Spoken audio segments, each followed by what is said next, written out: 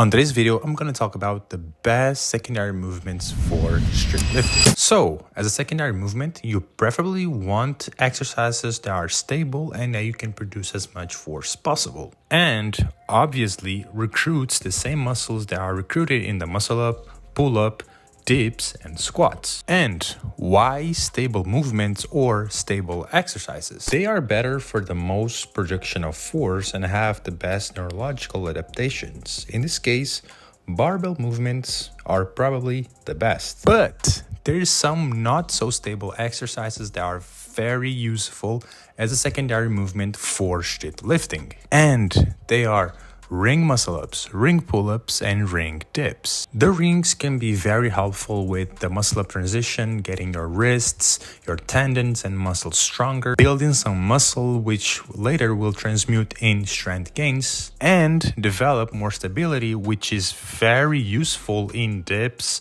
muscle-ups, and pull-ups. Now, going back to barbell movements, there's some exercises that come to my mind that I've done and make sense to me. So we have bench press, wide or close, overhead press, seal row, barbell row, pendlay row, RDLs, and front squats. And also some isolation exercise for biceps, triceps, brachialis can be very helpful. Now, if you know how to implement some of these exercises into your routine, it will be very helpful. But the thing here is, if you want to get as strong as possible on the street lifting movements, you have to do them.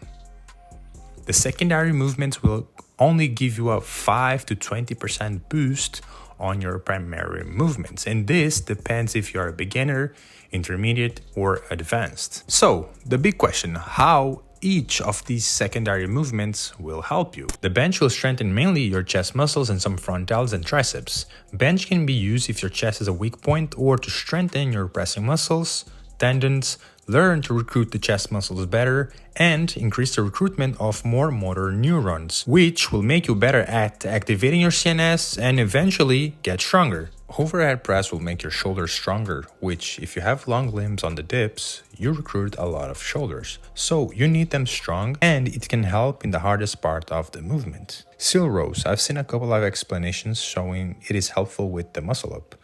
The way your body is positioned on the seal row can kind of mimic what you do on the muscle up with external load. But this is when you do the seal row properly. And this can be very helpful developing the strength and explosiveness, which will translate to the muscle-ups and pull-ups. Barbell rows is a basic strength builder for your back. It will help you develop the strength, build some muscles on your upper back mainly, and also some explosiveness depending on how you do it. Pendlay rows, since you do a pause at the bottom, you can produce as much force possible and be as explosive as possible, which is helpful for strength gains. You want to lift as explosive as possible for the best strength gains, and this exercise will be helpful for the pull-ups, and I also think for the muscle-ups. RDLs will strengthen your posterior chain if it is a weakness of yours. If your lower back or glutes are a weak link in your squat, it can be helpful. And front squats. Front squats is a good exercise to build your legs, to build your quads. It will be very helpful for you to learn how to stabilize your core and your lower back. Also, I really believe that since front squats is harder, it will build some work capacity for the back squats. Now, how you implement these exercises is key on the progress you will make. You don't want the secondary movement to affect your primary movement. And you want to pick the best exercise for you. How do I pick the best exercise for me? Honestly, I don't know. It depends on many factors like your limb length, your genetics, your background, your mobility level, and probably a couple more. And what you should do if you're confused and you don't know what exercise to pick, the best thing you can do is experiment or get a coach that knows how to guide you. Now I'm gonna share my experience with some of the secondary movements. So this year I did the bench, overhead press, pendlay rows, and front squats. And all of these movements helped me a ton with my street lifting movements later on. Since I was having some tendon issues around the chest and my chest was my weak point, I implemented the bench and my chest grew up in size. It got stronger. I got my chest and more resilient since I was pushing in other movement path and became better at recruiting the chest muscle for dips. On the overhead press, I got my shoulders stronger, which also helped me in the dips. Since I have long limbs, my shoulders have to be strong, since I have more disadvantages. Pendlay rows, I did it as an experiment and I believe it made me more explosive, which is important for muscle ups and pull-ups.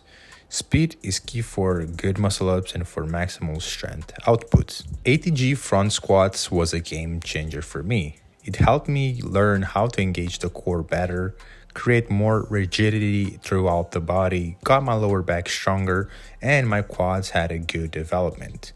And all of this made my back squat better and stronger. So guys, that was it. These are the exercises that I believe are the best to help you with your street lifting movements. There is not one that is better than the other, and there could be more exercises that I didn't mention because I don't know them. But the thing is, you have to try and see which works best for you. Maybe you could try one of all of these that I said and makes you no gains and you see no progress. It could happen. I'm just sharing my experience and what I believe in. For example, for you, doing overhead press could be a waste of time, but for me, it was a good thing to do. So I hope you learned something from this video. I hope you experiment and implement some of these exercises and see if you make progress or it helps you with the main movements. So see y'all in the next video.